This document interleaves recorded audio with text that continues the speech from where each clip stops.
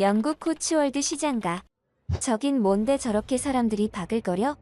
작은 구멍가게 하나 있던 자리였는데 새로 생긴 대형마트에 입점했다더니 다른 가게가 생긴 건가? 뭐? 그때 그 슈퍼마켓인데 한국에서 온 딸이 뭐 어쨌다고? 세상에나. 뭔 일이래. 이곳에는 사람들로 북적이는 자그마한 동네 구멍가게가 있습니다.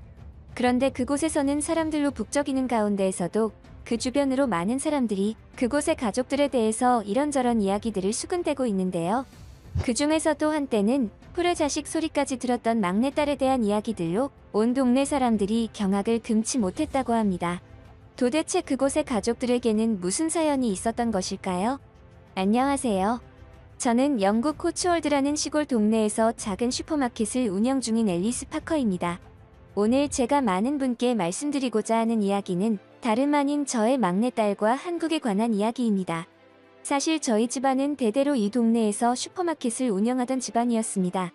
그렇기 때문에 동네에서도 나름대로 모르는 사람이 없을 정도로 유명하기도 했죠. 그런데 참 이상한 점이 하나 있었습니다. 보통 이런 식의 가업을 대대로 물려받는 집안은 어느 정도 경제적인 부유함을 누리는 집안들이 많았는데 우리 집안은 그렇지 못했습니다. 오히려 대대로 가난을 대물림받았다고 할 정도로 생활고에 시달리는 시기가 많았죠. 저는 부모님으로부터 슈퍼마켓을 물려받기 이전부터 이러한 부분들이 아주 불만이었습니다. 먹고 싶은 거, 갖고 싶은 거 하나 제대로 가지지 못하면서 자랐기에 그런 쪽으로 욕구 불만이 가득했었죠. 그래서인지 제가 슈퍼마켓을 물려받은 이후부터는 기존의 영업 방식을 완전히 바꾸게 되었고 매출을 증진하기 위해서 가진 노력을 다했죠. 성과는 어느 정도 있었습니다. 그 사이에 사랑하는 남편도 만나게 되었고 두 딸아이의 엄마가 되었으니까요. 하지만 두 딸아이들이 어느 정도 성장을 한 요즘에는 큰 고민거리가 생기게 되었죠. 가업으로 운영하던 슈퍼마켓의 매출은 날이 갈수록 줄어들었고 이제 대학생이 된 막내딸은 그놈의 한국으로 유학을 보내달라고 아주 난리가 아니거든요. 남편의 월급으로 그나마 생활은 하고 있었지만 제가 운영하는 슈퍼마켓의 매출은 유지비도 겨우 납부하는 상황이었습니다. 하지만 저는 그럼에도 시간이 지나면 좀 나아지겠지. 경기가 회복되면 나아질 거야. 감염병 유행만 지나가면 괜찮을 거야. 이런 식으로 지금의 상황을 나태하게 받아들이고 있었습니다. 그런데 어느 날부터인가 우리 동네에는 아주머니들 사이에서는 이슈거리가 하나 생겼는지 시끌시끌했습니다. 그 내용을 알게 된 저는 남의 일이 아니라는 것을 깨닫고 안색이 새파랗게 질려버리고 말았죠. 아니 글쎄, 이쪽에 대형마트가 생긴다나 봐. 이쪽에 장사하는 사람들만 쪽박 차는 거지 뭐. 우리 같은 직장인들이야 되려 잘된 거지 안 그래? 아무래도 대형마트니까 종류도 많고 저렴할 거 아냐. 그 소식을 알게 된 지 얼마 지나지 않아서 소문의 대형마트는 금세 생겨났습니다. 어쩜 그리 공사를 빨리 하는지 눈 깜짝할 새에 개업한다고 전단지를 돌리고 있더군요. 그리고 우려하던 그 일이 실제로 현실화되고 말았습니다. 대형마트가 개업하고 난 이후부터 약속이나 한 듯 우리 슈퍼마켓은 손님들의 발길이 뚝 끊기고 말았죠. 우리 집안 가업도 내 세대에서부터 끊기는 건가? 돌아가신 부모님과 할아버지 할머니께서 알게 되면 아주 난리가 났을 텐데. 그 누구보다 가게 운영에 열심이었던 저는 줄어들다 못해 거의 사라져가는 영업 매출 장부를 들여다보며 한숨을 쉴 수밖에 없었죠. 제가 할 수 있는 일이 없었습니다. 자유경쟁 사회에서 돈 많은 기업들이 대형마트를 설립한다는데 저 혼자서 길에 나서 시위를 할 수도 없는 노릇이니까요. 현실적으로 저는 가족을 보살펴야 했고 먹여 살려야 했기에 그런 일은 마음 한켠에만 있는 판타지와 같은 일이었습니다. 한편으로는 동네에 있는 작은 슈퍼마켓이라는 업종 자체가 이제는 없어지고 있는 추세라고 생각했습니다. 세상이 변해가고 있는 탓이라고 말이죠. 만약 정말로 내 손으로 가업으로 이어받은 이 슈퍼마켓을 폐업하게 되는 날이 오더라도 그건 제 잘못이 아니라고 자기 합리화를 할 뿐이었습니다.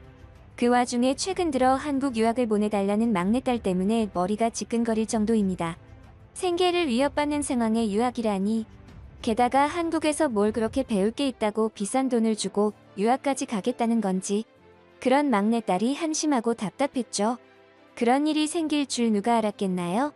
아무튼 저는 그 당시에 막내딸의 한국 유학 떼쓰기부터 시작해서 대형마트가 생김으로 인해서 생겨난 생계의 위협에 엄청난 압박감과 스트레스를 받았습니다. 그래서 어쩌면 그렇게 위험한 선택을 하게 되었는지도 몰랐죠. 당장의 수중에 돈이 부족하니까 사람의 판단력이 조금씩 흐려지는 모양입니다.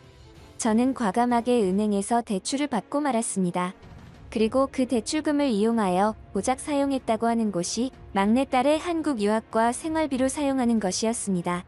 지금 생각해보면 참으로 그 당시에는 어리석은 생각을 가지고 있었구나 하는 생각이 듭니다. 물론 결과적으로 모든 선택이 어리석은 선택이 된 것은 아니었지만요. 저는 그렇게 막내딸을 한국으로 유학을 보냈고 남은 대출금으로 생계를 유지하고 있었습니다. 하지만 저는 지속해서 고민했습니다. 지금 상태로 대출금을 이용해 생활비로 사용을 지속한다면 언젠가는 대출금마저 다 탕진하게 되어 걷잡을 수 없는 상황까지 가게 될 것이라는 것을 직감했죠. 그러다가 절호의 찬스로 보이는 기회를 찾아내었습니다. 그건 바로 대형마트에 입점할 수 있는 기회가 있다는 것이었어요. 대형마트에는 제3의 판매 업소들의 입점 비용을 받고 마트 내부에서 장사를 할 수 있게 해주는 시스템이 존재했습니다. 저는 그러한 시스템의 존재를 알게 되었고 경쟁이 높은 대형마트 내부 입점 자리가 아직 비어있는 곳이 한 자리가 있다는 사실을 알게 되었죠. 사실은 그 한 자리마저도 비어있는 것은 아니었고 원래 입점을 하려고 했던 사람이 작은 문제로 입점이 늦어지고 있는 상황이었습니다. 저는 그러한 상황을 기회로 삼았고 곧바로 대형마트의 운영진과 협상에 돌입했죠. 결국 저는 기존에 입점하기로 되어 있던 사람을 제치고 웃돈을 더 얹어서 그 자리에 입점을 하게 되었습니다. 사실 이러한 행위가 양심에 찔리기도 했습니다. 누군가는 이곳에 들어오기 위해 최선을 다했을 것이고 그것에 어떠한 문제가 생겨 틈이 난 곳에 제가 비집고 들어가려고 했던 것이니까요. 누군가는 타인에게 못할 짓을 하는 게 아니냐고 하는 사람도 있습니다. 하지만 지금 우리가 사는 세상은 자유경쟁 사회라는 것을 잊으시면 안 됩니다. 결국 그런 마인드는 우리를 도태시키죠.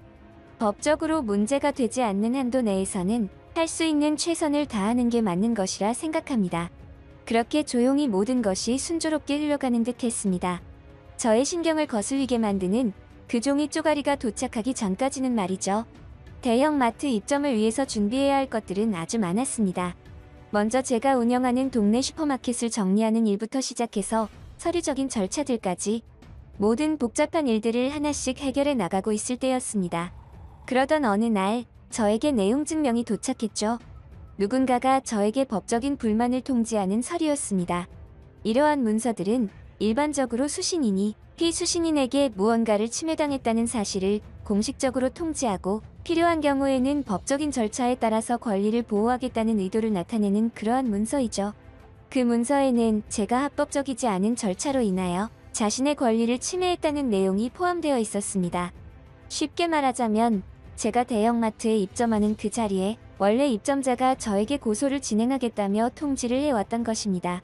내용 증명이라는 것을 받아보신 분들은 아마도 저의 심정을 아시겠지만 저처럼 살면서 죄 한 번 짓지 않고 깨끗하게 살아온 일반적인 시민들은 정말 엄청난 압박감과 스트레스를 받게 됩니다. 마치 제가 큰 죄를 지은 듯한 느낌을 받거든요. 그래서 여기저기 알아보니 실제로 제가 해당 대형마트에 입점하기 위해서 했던 절차들이 불법 행위는 아니었지만 보는 관점에 따라서 원래 입점자의 권리를 침해했다고 볼 수도 있어서 여차하면 소송을 통해 패소하게 되면 큰 돈을 물어내야 할지도 모른다고 했죠. 결국 저는 이 사실을 대형마트 쪽에 알려서 조언을 구했습니다. 대형마트 쪽에서도 사실은 일을 진행하던 주최 측이기 때문에 책임에서 자유로울 수는 없는 입장이라 적극적으로 대응을 해주더군요. 그리고 결국 우리 모두는 누구 하나 예측하기 힘들었던 특이하고 이상한 방식으로 마무리가 되어버렸습니다. 대형마트 측의 중재로 인해 해당 가게 입점 자리에 원래 입점하려고 했던 입점자와 제가 딱 정확하게 절반을 나눠서 같이 입점하기로 결정이 되었죠. 평수가 절반으로 줄어들기는 했지만 원래 기존 평수 자체가 넓어서 장사하지 못할 정도는 아니었기에 이것으로 만족해야 했습니다. 그렇게 우리들은 다시 평화를 찾는 듯했죠. 그런 일들이 생기기 전까지는 말이에요. 서로 얼굴을 붉히며 만나게 된 사이기는 했지만 일이 나름대로 원만하게 협의가 되어 각자의 가게 개점 준비를 위해 바쁘게 지내고 있었습니다. 그런데 각자 가게를 개점하고 나서야 서서히 그런 일들이 생기기 시작했죠.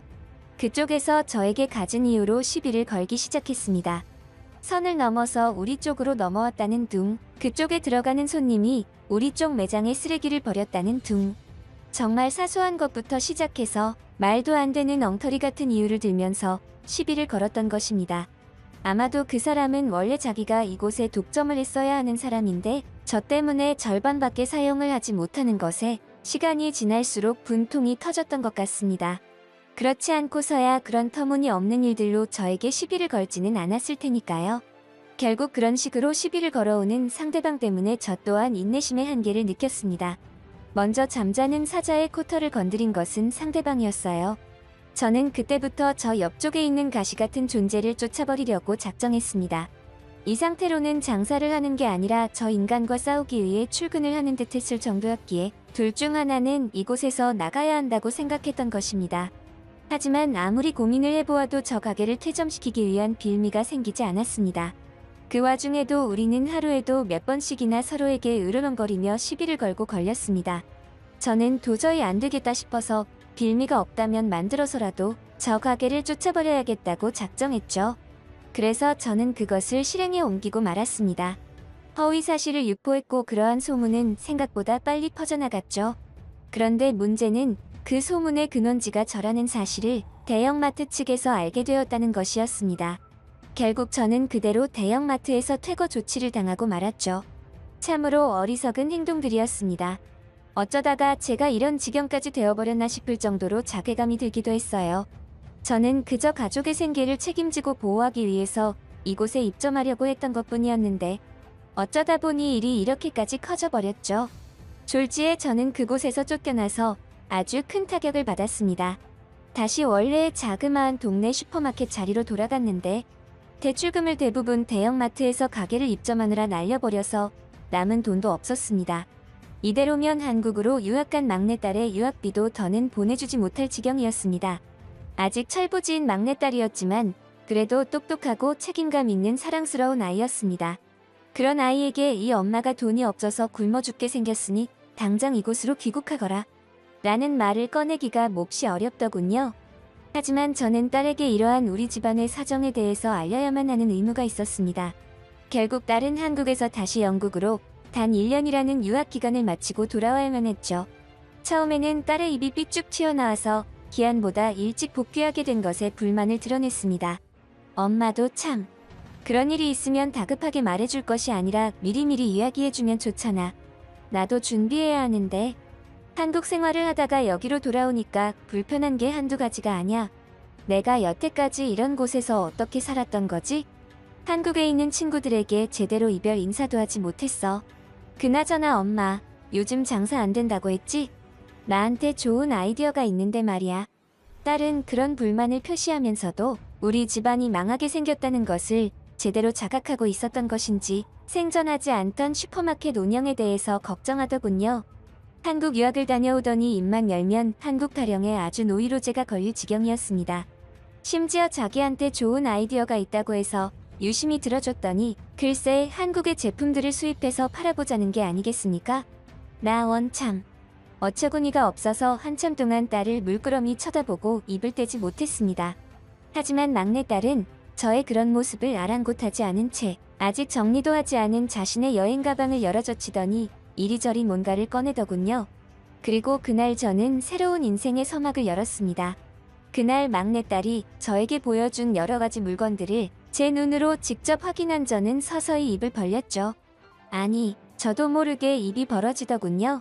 세상에 이런 제품들이 있다는 사실에 놀랐고 이런 것을 만들 생각을 했다는 그 자체가 경악스러웠습니다. 특히 제가 놀랐던 한국의 제품은 자동으로 치약을 짜주는 아주 특이한 제품이었습니다. 이 제품을 보는 순간 저는 속으로 쾌재를 불렀죠. 아니, 속으로만 쾌재를 부르는 줄 알았지만 그 속마음이 막내딸 앞에서 튀어나오고 말았습니다. 순간적으로 욕을 해버렸거든요. 여기에는 그게 어떤 욕인지는 말씀드리지 않겠습니다. 부끄러운 일이니까요. 딸 앞에서 나도 모르게 욕이 나올 정도로 반해버린 그 제품으로 저는 완전히 새로운 인생을 살 수 있었습니다. 영국 그 어디에서도 볼 수 없었던 제품을 파는 저의 슈퍼마켓은 소문이 나게 되었고 그 이후로 그 동네의 모든 잡화점이나 슈퍼마켓보다도 많은 매출을 달성하게 되었죠. 이 일에는 저의 사랑스러운 막내딸의 힘이 아주 크게 작용했습니다. 불과 1년 정도밖에 안 되는 한국 유학 기간에 막내딸은 한국어로 소통하는 것을 거의 완벽하게 가능케 했습니다. 그 덕분에 한국의 여러 제품을 소싱하여 수입하는 데 큰 벽을 넘었고 지금의 대박 마켓을 이룩해낼 수 있었던 것이죠. 심지어 대형마트에 속한 여타 잡화점들보다 더 훌륭한 매출을 이룩해내고 있습니다. 그날 이후 저는 한국에 대한 저의 무지를 완벽하게 깨달았고 제대로 인지하게 되었습니다. 관심조차 없었던 한국이라는 나라의 딸과 함께 주기적으로 방문하게 되었고 그곳에서 저는 왜 이곳에는 기발하고 독특한 아이디어 제품들이 넘쳐나는지 알 수 있을 것만 같았습니다. 한국인이라는 인종의 특성상 지능이 매우 높은 민족이었고 워낙 교육에 대한 열의가 넘쳐나는 민족이라 배움에 대한 거부감이 전혀 없는 민족이 한국인이었죠. 그리고 한국인들은 늘 타인에게 친절을 베풀려고 하고 배려하는 특성이 있었습니다. 한국에 있는 여러 장애인을 위한 복지시설이나 시스템, 그리고 노약자나 임산부에 대한 배려 시스템들이 이를 방증하는 것이죠. 그러다 보니 한국인들은 자연스럽게 이러한 타인의 불편함에 집중했고 그 결과 아주 기발하고 독특한 미친 제품들이 쏟아져 나오는 결과가 돼버린 것입니다. 저와 막내딸은 한국을 여행하는 것을 어떤 하나의 힐링으로 생각하게 되었습니다. 그래서 저도 한국어를 배우기 위해 딸에게 어떻게 하면 그렇게 빨리 한국어를 익힐 수 있는지 비법을 물어보기도 했죠.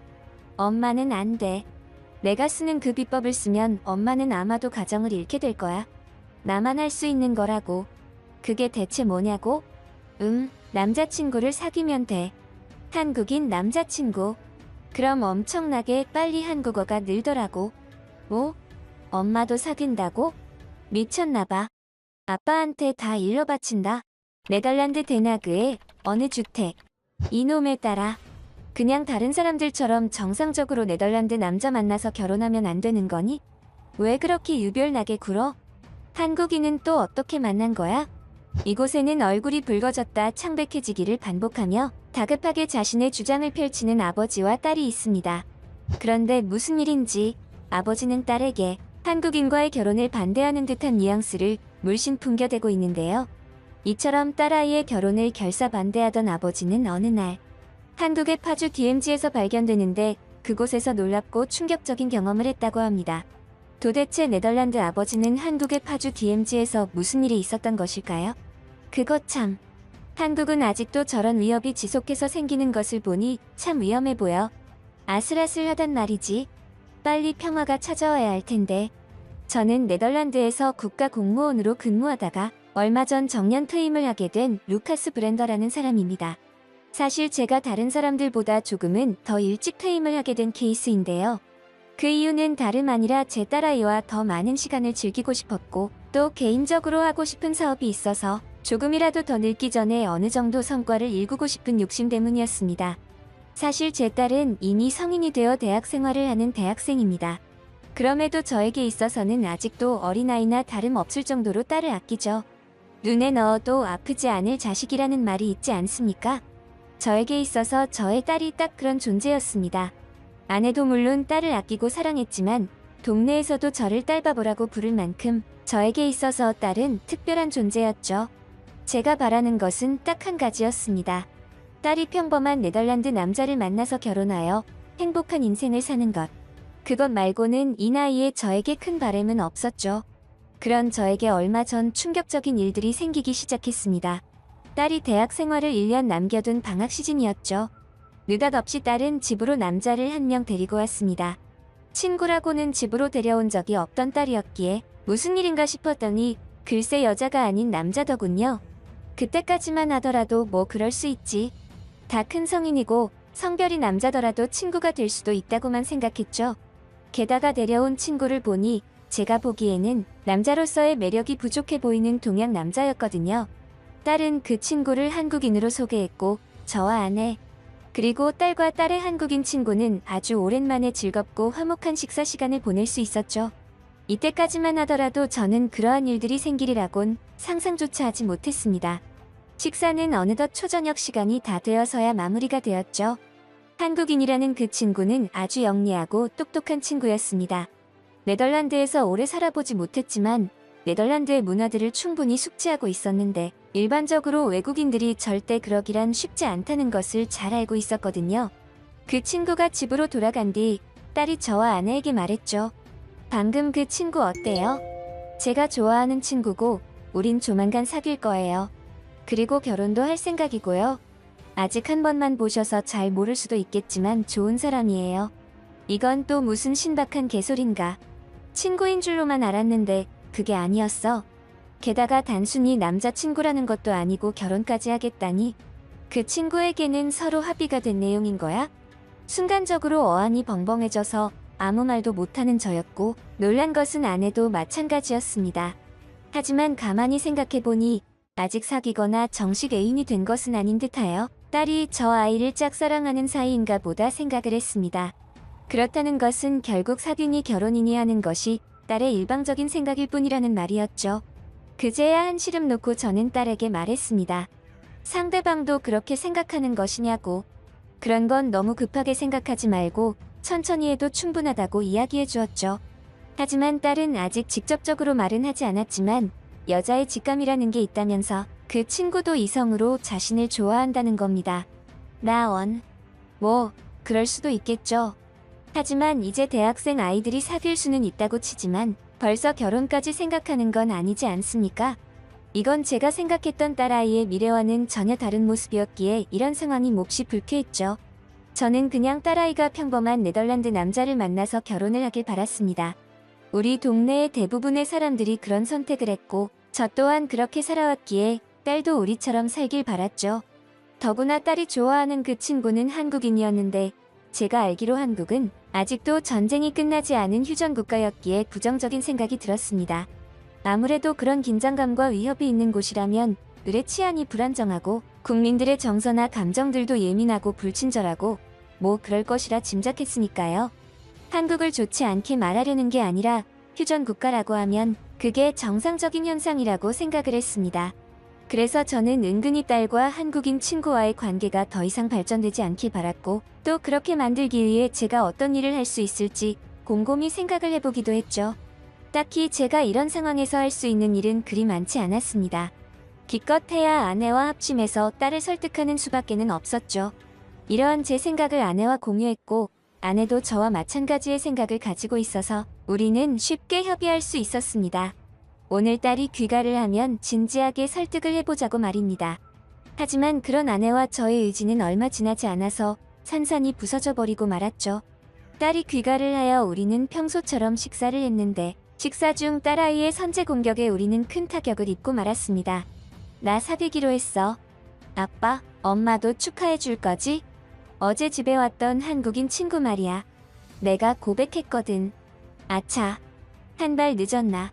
딸은 이미 얼굴을 붉히며 그 친구에 대해서 말하는 걸 보니 둘의 관계가 이미 연인으로 발전했구나 하는 생각이 들었죠.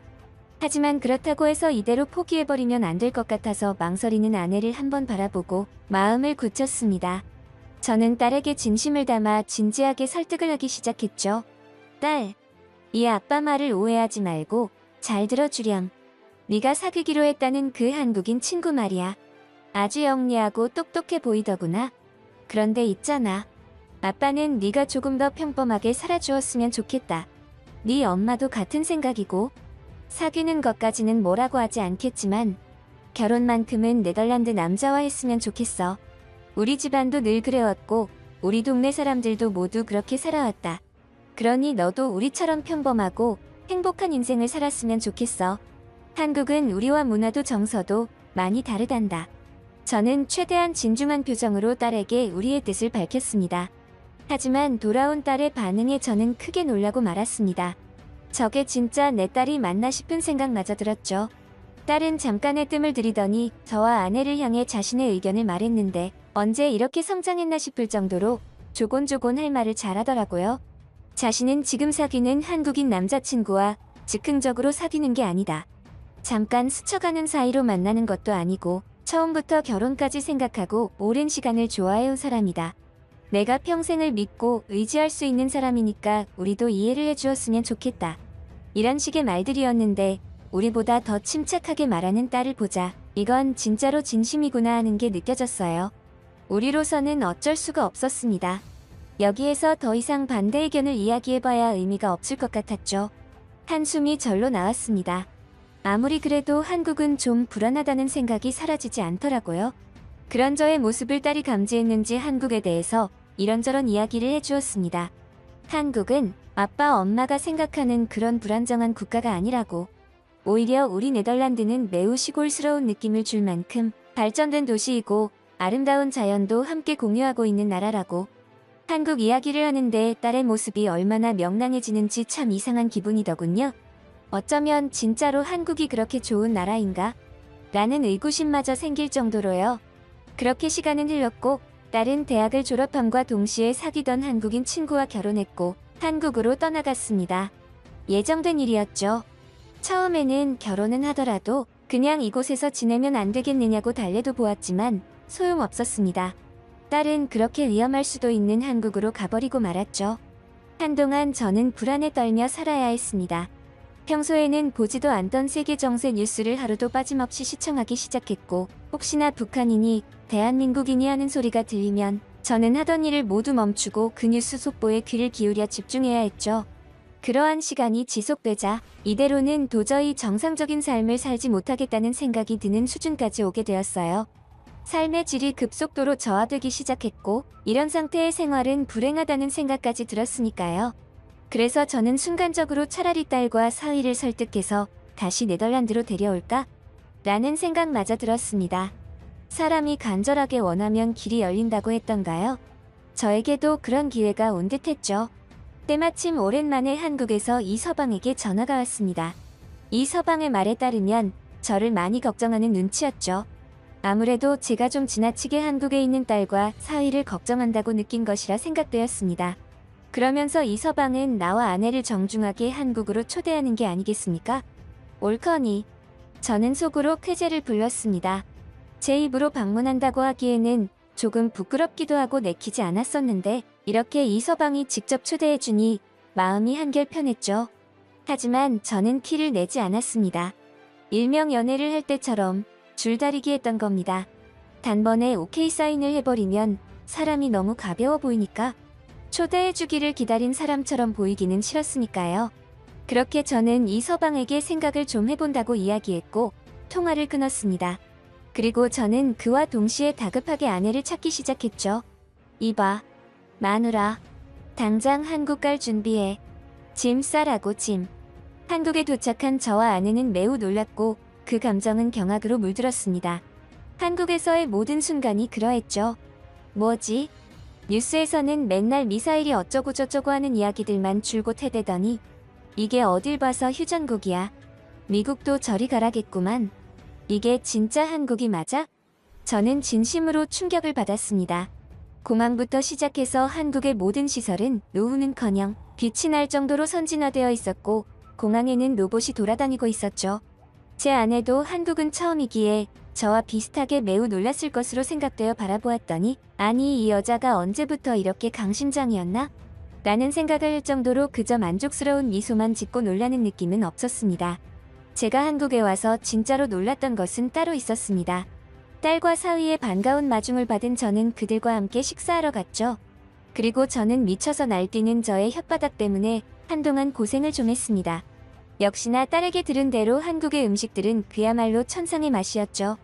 한국에 오자마자 먹은 것이 소갈비구이라는 음식이었는데 얼마나 맛있던지 아직도 소갈비구이가 제 입 안에서 난리 발광을 하는 기분입니다. 그 생각만 하면 침이 고일 정도로 말입니다. 우리는 소갈비구이 식당에서 미친 듯한 식사를 마쳤고 티타임을 가졌죠. 그런데 제가 들고 있던 종이 커피잔에 든 커피가 절반도 채 사라지지 않았는데 사위가 뜬금없는 제안을 해왔습니다. 소화를 시킬 겸 드라이브나 가자고 말이죠. 멋진 곳으로 아버님을 모시겠다고 하면서 말입니다. 이봐, 나는 아직 커피도 다 마시지 않았다고. 솔직히 한국의 불안한 치안에 대해서는 이미 눈 녹듯 의심이 사라져가고 있었지만 아직은 내가 모르는 위험이 도사리고 있을 것이라는 생각에는 변함이 없는 상태였죠.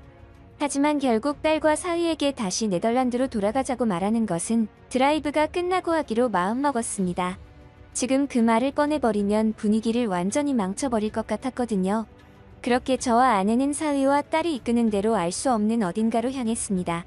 그리고 목적지에 도착했는지 차는 멈췄고 잠시 후 저는 목적지의 정체를 알아채고 경악을 금치 못했죠.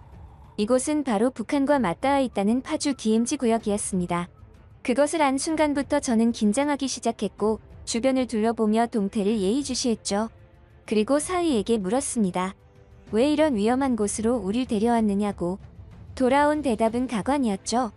저와 아내에게 한국이 얼마나 안전한 곳인지 알려주려고 데려왔다는 겁니다.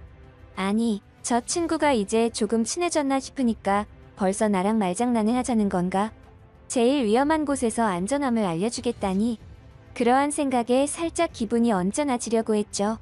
그런데 그때 저는 아까부터 무언가 심상치 않은 느낌의 정체를 눈치채버리고 말았습니다. 위험하다는 생각으로 극도의 긴장감을 표출하던 제가 느낀 그 이질적인 느낌을 말이죠. 이곳에는 무슨 일인지 한국인들보다 저와 같은 외국인들이 더 많다는 것을 알아챘습니다. 그리고 놀라운 것은 그들의 표정은 아주 해맑았고 즐거운 관광지에 관광하러 온 사람들 그 자체였죠. 어안이 벙벙해진 저에게 사위는 말했습니다. 저 사람들도 아버님처럼 외국에서 한국으로 관광을 온 사람들인데 표정을 보시라. 저 중에서 어느 누구 한 명이라도 불안에 떠는 사람이 있느냐 하는 것이었죠. 과연 사위의 그 말 그대로였습니다.